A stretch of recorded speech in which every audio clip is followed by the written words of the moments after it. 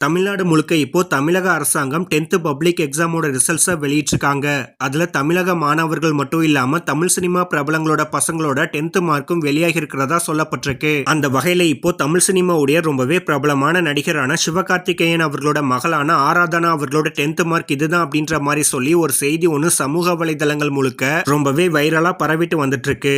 அதுல ஆராதனா அவர்கள் எந்தெந்த சப்ஜெக்ட்ல எவ்வளவு மார்க்குகளை எடுத்திருக்காங்க அப்படின்னு பார்த்தா லாங்குவேஜ்ல 100க்கு 97 மார்க்கும், இங்கிலீஷ்ல 100க்கு 98 மார்க்கும், மேக்ஸ்ல 100க்கு 97 மார்க்கும், சயின்ஸ்ல 100க்கு 96 மார்க்கும், கடைசியா சோசியல் சயின்ஸ் சப்ஜெக்ட்ல 100க்கு 99 மார்க்குகளையும் எடுத்திருக்காங்களாம். சோ ஆக மொத்தமா ஆராதனா அவர்கள் 500க்கு சுமார் 487 மார்க்குகளை எடுத்திருக்கதா அதுல சொல்லப்பட்டிருக்கு.